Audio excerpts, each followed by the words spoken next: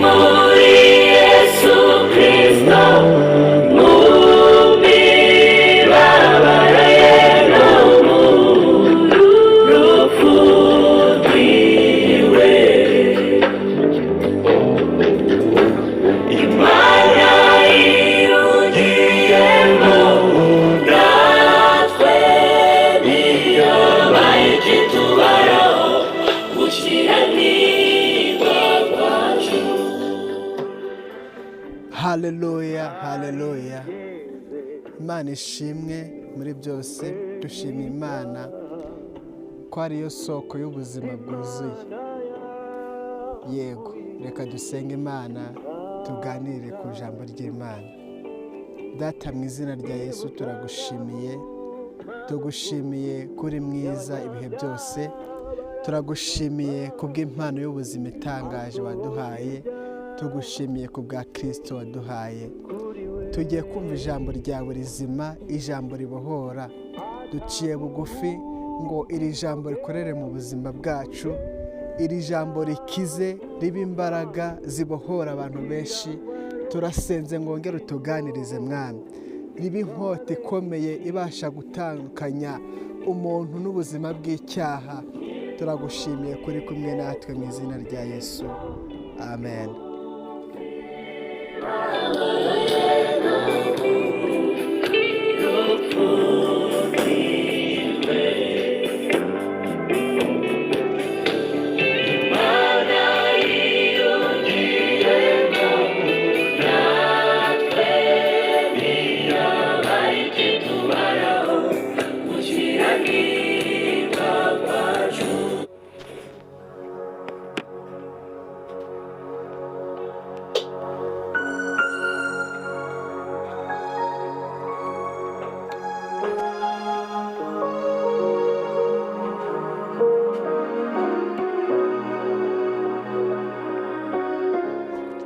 Haleluya. Reka tuganire ku ijambo ry'Imana. Urwandiko rwa mbere rwanditswe na Yohana ibice 3. Turasoma umurongo wa 3, wa 4 n'uwa 5. Urwandiko rwa mbere rwanditswe na Yohana ibice 3, umurongo wa 3, wa 4 n'uwa 5. Handitse ngo, kandi ufite ibyo byiringiro muri we yiboneza nk'uko uwaboneye. Umuntu wese ukora icyaha aba agomye, kandi icyaha nibwo bugome. Muzi yuko uwo yerekaniwe gukuraho ibyaha, kandi nta cyaha kimurimo. Imana ishimwe kandi himbazwe kubwira ijambo.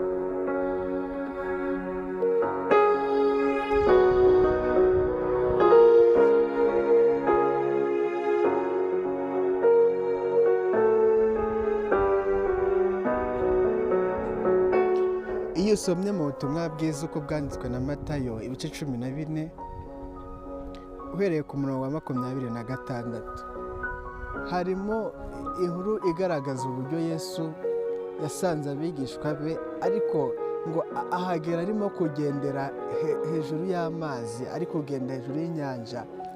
Umugabo witwa Petero rero amubonye aramubwira ngo, yabanje gushidikanya, ariko aravuga ngo, Mwami, niba ari wowe ntegeka nanjye nza aho ngaho uri ndimo kugenda hejuru y'amazi. Yesu aramubwira ngo ngwino. Petero atera zimwe mu ntambwe yateye, akiri kwibuka ko ari Yesu wamubwiye ngo naze, arazitera biremera. Arangije atera n'izindi ntambwe atangiye kubyibagirwa. Ngo agitangira kubyibagirwa ararohama. Arohamye, nkunda uyu mugabo Petero nk'ubutumwa bwiza. Ariko amaze kurohama arabimenya ko yarohamye. ikibazo kiri mu iyi si y'uyu munsi ni ukuntu umuntu ashobora kurohama ntabimenye. Hari abantu baba bararohamye ariko bagakomeza kwereka abantu ko bakiri kugendera hejuru y'amazi. Hari n'ababimenya n'abantu bakabimenya ariko agakomeza kwihagararaho. Ariko ndagira ngo nkumenyeshe ko igisubizo atari uko wakomeza kugendera munsi y'amazi wararohamye ngo wereke abantu ishusho udafite, kuko ibyo bikudindiza bigatuma hari ahantu utagera mu buzima bw'umwuka. Icy'ingenzi ni uko wakwemera intege nke zawe. Petero rero amaze kubimenya ko yarohamye, arahamagara arataka ati mwami nkiza. Yesu ngo araza amufata ukuboko ngo baratambukana. Ikintu gikomeye kiri mu iri jambo, hantu Petero yanyuze akarohama, Yesu amufashe ukuboko basubiyeyo arahatambuka ntiyagira icyaba. Bishatse kuvuga iki? Mu buzima bw'umukristo ushaka kugera ahantu agera, haleluya, ntabwo ari byiza ngo agende ahantu yarohamye akomeze kwishakira inzira. Icy'ingenzi ni uko wabwira Yesu ko warohamye, ni uko wakwemera intege nke zawe akagufata ukuboko. Iri ni ryo banga rya mbere ryo gutsinda icyaha, ni uko umenya ko izo ntege nkeya ufite mu buzima bwawe bw'umwuka, Yesu ari we mbaraga zawe akabasha kugushoboza kunesha. Kuva mu itangiriro abantu bagerageza, iyo urebye abantu bageragezaga gushaka kwera mu buzima bwabo, ariko kwera k'umuntu gushakiwe mu gutamba ibitambo, mu gukiranuka, mu kubahiriza amategeko, ntabwo gushobora kugeza umuntu ku kwera kw'aho Imana imushaka. Ikintu gikenewe ni uko umuntu amenya ko kugira ngo umuntu abashe kugera ku rugero rwiza ari uko yisunga imbaraga za Kristo.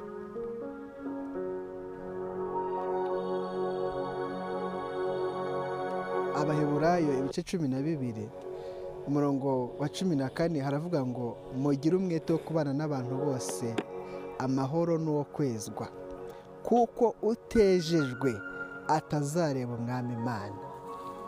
Kwezwa uri mu isi wifashishije ibitekerezo n'amahame, amapresipe asanzwe, ni ibintu bidashoboka. Ariko gushaka ubwere bwawe muri Kristo Yesu birashoboka. Itorero ririmo kwerekeza ahantu hakomeye heza cyane Imana itegurira abantu, ariko hakenewe n'abantu badasanzwe bazagerayo. Hakenewe abantu basobanukiwe ubuzima bw'umwuka uburyo bukora. Hakenewe abantu bamenye isoko y'imbaraga zo kubasha kuba mu iyi si yanduye, iyi si irimo uburiganya bwa Satani bungana gutya, ukamenya ko gutsinda konyine kuri muri Kristo Yesu, aho Kristo azagufata ukuboko ukagenda hejuru y'inyanja, ukabasha kugenda hejuru y'ibibazo biri mu isi, ukabasha kugenda hejuru y'intambara urwana niyo mu buzima bw'umwuka. Biravuga ngo turwana n'abadafite inyama n'amaraso, turwana n'imyuka.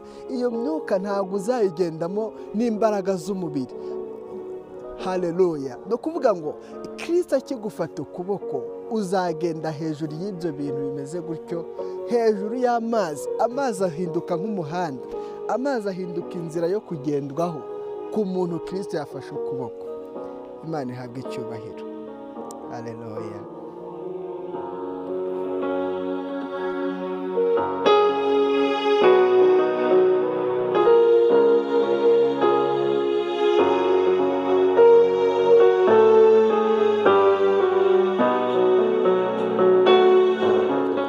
Abaheburayo muri kiriya gitabo batwereka ko umuntu akeneye kwera kandi abonera muri Kristo Yesu. Abefeso ibice 4:13 aravuga ngo kugeza ubwo twese tuzasohora kugira ubumwe bwo kwizera no kumenya umwana w'Imana, kandi kugeza ubwo tuzasohora kuba abantu bashyitse bageze ku rugero rushyitse rw'igihagararo cya Kristo. Niba ushaka gukura ugashaka kugera ku gihagararo cya Kristo, uyu ni we muntu itorero rikeneye, itorero turimo kwerekezamo, icyerekezo k'itorero mu buzima bw'umwuka. Ahantu hose waba ubarizwa, reka kuba umunyedini, ube uyu muntu uri kugera aha hantu Kristo amushaka, kugera ku igihagararo cya Kristo. Ni umuntu wabanjije gutera intambwe yo kwizera, akamenya ko Kristo ari we buzima bwuzuye, yarangiza akamenya ko ibanga rya mbere ryo gutsinda ritari mu mahame, ritari mu gushaka amapuresimpe akomeye, ritari mu gushyiraho amategeko, riri byonyine mu kwizera intege nke zawe nkeya, ukizera ko Kristo ari we mbaraga, ukizera ko nubwo udashoboye ariko Kristo ari we soko y'imbaraga zibasha kugushoboza.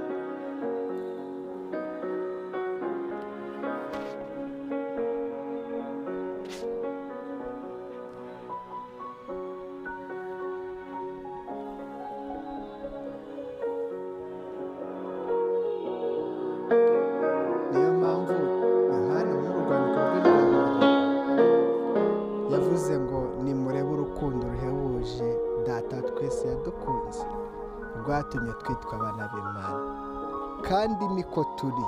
Nicyo gituma ab'isi batamumenya, kuko ab'isi batatumenya kuko batayimenye. Ku murongo wa 3 aravuga ngo kandi ufite ibyo byiringiro muri we yiboneza nk'uko waboneye. Tugiye gusenga Imana mu iri jambo. Uri umwana w'Imana, uhinduka umwana w'Imana ukimara kwizera Yesu Kristo. Umaze kwizera utangiye intambara. Ni ukuvuga ngo abantu benshi babikora batabizi, ariko ukimara kwakira Kristo mu buzima bwawe, uba udekaraye intambara kuri Satani. Ukiri inyuma yo kwizera, utarakira Yesu, uba uri inshuti ye, uba uri inshuti ya Satani. Mbese ntabwo yakurwanya, ariko ukimara kwakira Kristo mu buzima bwawe, uhindutse tageti, uhindutse umwanzi, uhindutse fokasi. Ni wowe Satani ahanze amaso, kandi ntabwo ari wowe n'umubiri wawe.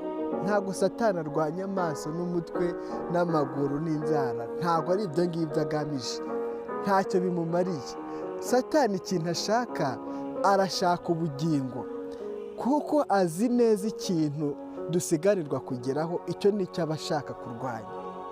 Uba utangiye intambara rero. Kugira ngo ubashe gutsinda, biragusaba kwizera Kristo, biragusaba imbaraga zidasanzwe zo kubaho muri iyi si yanduye, ariko ukabasha gutsinda. Ukeneye Kristo mu buzima bwawe. Niba utarakira Kristo, ukeneye Kristo mu buzima bwawe. Kristo niwe soko y'ubuzima. Kristo niwe soko yo kubaho mu buzima bwo kubasha kubona ubwere bw'Imana. Kristo niwe soko y'ubuzima. Ukimara kwakira Kristo, uramukeneye ngo agufate ukuboko, ubashe kugenda hejuru y'iyi nyanja, ubashe gutambuka wuzuye imbaraga zidasanzwe, kandi ubashe gutsinda. Tugiye gusenga Imana. Wizeye Kristo mu buzima bwawe,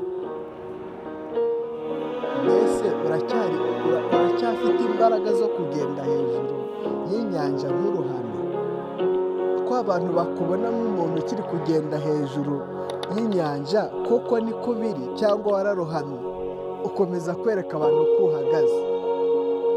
None se urashaka kugenda hejuru y'inyanja? Urashaka kugenda hejuru y'ibyo bintu byananiye abandi? Izere Kristo, izere imbaraga za Yesu.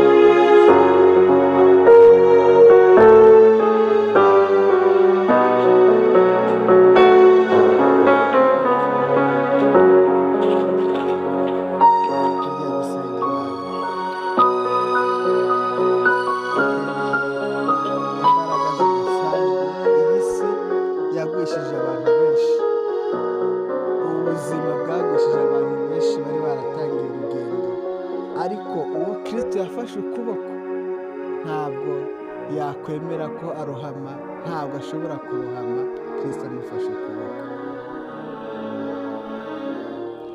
Data, mu izina rya Yesu turagushimiye, turi imbere yawe Kristo.